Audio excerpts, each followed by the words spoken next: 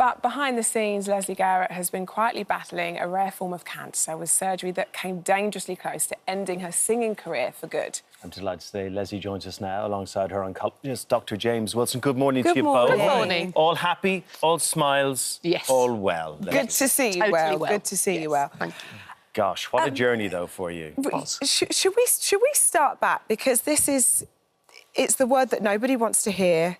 And I know that there's a history of cancer in your family.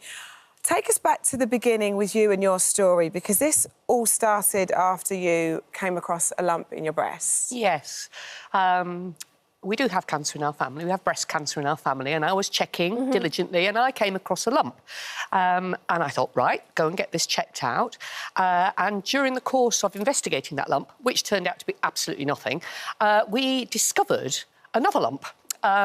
It's called an incidentaloma because it was discovered while they were looking for something else, and it's one of the reasons the NHS is so challenged, because the technology is so wonderful, they keep finding things they weren't really looking for. Right. And we discovered that on my thymus gland, which sits about here, I'd grown a little friend for it. I had a thing called a thymoma, which is a very rare tumour, apparently, on the thymus gland. Now, the thymus gland isn't much use once you're an adult. I think I'm right, aren't I, Jen? No, you're absolutely. It's more useful as a child for making T cells, apparently.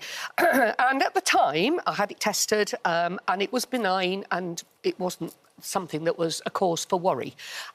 But then, a little while later, I noticed that my voice wasn't behaving properly. And in what way? Well, I was preparing a role for English National Opera. I was doing better because I'm still at it. Rightly so. Can't put a good Yorkshire woman down. And I was singing The Barber of Seville, and the preparation wasn't going as I'd hoped, and I was finding I couldn't reach the top notes that I used to reach, and it just wasn't working properly. So I went to my wonderful laryngologist, again at UCLH, my favourite place in the world, and John Rubin, who's known me for many years, said, no, your larynx looks perfect, there's nothing wrong.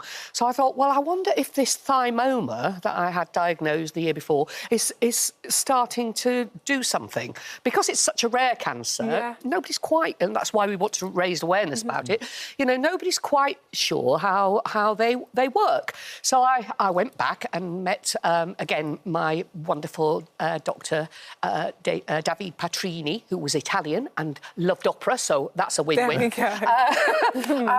And he said that since I'd had it diagnosed originally, the thinking had changed, and now, rather than just watching and waiting, which is what I've been told we would do, the recommendation was to have it removed, and so that's what I was told I had to do, which was a little bit scary. But a decision, I mean, you have to get it removed. It's a well, you do. The thing about this thymoma is that where it's placed, which is just to the left of the middle of the chest, it's on just very close to the heart.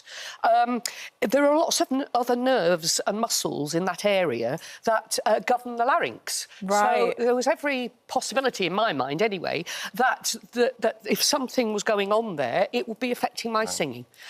I mean, and for a singer to hear those words... Yeah.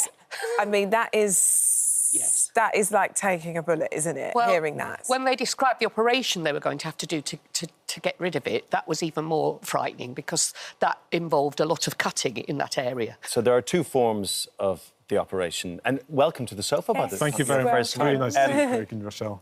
First of all, thymus. I should probably know what it is. I'd never heard of it. I'd never heard of it until today. Yeah, it's a bit of a weird one, isn't it? And I saw a nice picture that your team has put together to show people at home where it is. So it's something that, as Lesley says, it's something that during childhood, it is very important in the development of your immune system. But from puberty onwards, it just sort of disappears. So when you do a scan and you see something in that area just behind the breastbone, one of the things it could be is a thymoma, so it does need to get checked out. And there's an interesting lesson here, isn't there, from Lesley, that sometimes you just have to keep going and keep asking questions and don't accept the diagnosis. And listen to your body. I mean, nobody's going to know her voice or her breathing better than Lesley Garrett. Somebody who's had so much control and development of that over the years. You'd have detected a change. Yes, it was subtle, and you're right. Perhaps somebody who wasn't a singer wouldn't have noticed it. I did notice a change in my breathing. I couldn't last phrases. I couldn't phrase in the way I used to.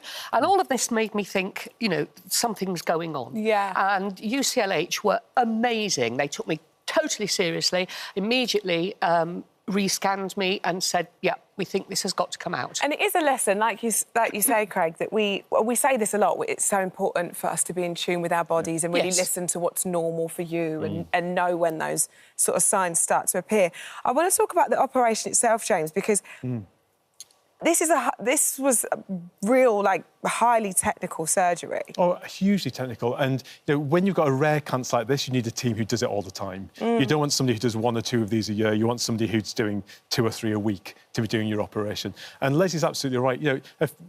Even a decade ago, Lesley would have had a scar from here to here and opened up the whole breastbone and opened the chest to remove this thymoma, whereas it was just a couple of incisions on the side of the chest and then a robot to remove the surgery with a surgeon on the other side of the room. My robot. I got to meet my robot, the Da Vinci robot. Oh, this piece of kit. I've always been interested in science. I always did science at school. I would have done medicine, which is probably why I married a doctor, if I hadn't done singing. And I was allowed to actually be introduced to this fantastic thing. It had arms, it had a personality, it spoke to me. No, but seriously, my wonderful surgeon, Dr. Bakri, was sitting 20 yards away in a corner, facing a screen with his back to me. It was like he was doing some fantastic video game, you know. I was going, yeah, go on, get 100 points.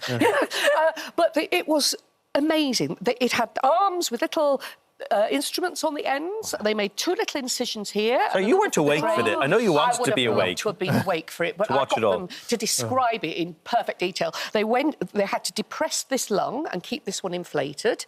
My anaesthetist did an amazing job. He was a bit anxious, I can tell you. But they went in with one arm with scissors that cut round it, and then another arm with some tweezers that picked it up, and then they put it in a little bag, like Sainsbury's, and pulled it out. Take away tumour. I thought it was amazing, absolutely amazing. One thing that really fascinates me about this story is that you have this surgery, we know how intricate it is, we know how technical the procedure was, but the very next day, I mean, this is just testament to you, isn't it? The very next day, you can sing. Absolutely. It's testament to the fantastic care I received at UCLH, not just the surgical care, but the nursing care. I was so well looked after, as everybody is there. And, yeah, the next day, I sort of was in my bed with the sheet up going, because you have to just test it out and see if it's there. Sure. And I was home within 24 hours. And the next day, I gave it a little tryout, and it was there. And on stage, it was perfect. Within months, back on stage? Yes, within 3 months, I was doing a concert in the there outdoors you are, in Bristol. Yeah. That's me and Roger giving it large. This was Land of Hope and Glory. James, just a quick message to folks at home, because any time we do a story like this, people get worried and they spot things in themselves. What would you say to folks at home? The first thing to say is thymoma is exquisitely rare. That's why you need to have specialist centres that do this all the time. But we've touched on the most important message from today, isn't it? Listen to your body. And I remember the 2 Ps. So we all wake up with a dodgy back now and again, but if you've got a system that persists and progresses over time, you can't ignore it. You need to go and get it checked out. Good advice. Thank you. And so good to see you well and performing and doing what you do best. Thank you for coming in. A ray of sunlight in the studio this morning, Lesley Garrett. That's the energy we need. Good on you, good on you. Thank you for visiting our This Morning YouTube channel. Now, we upload new content every day, so go ahead and hit that subscribe button so you don't miss out. And we'll see you in the morning.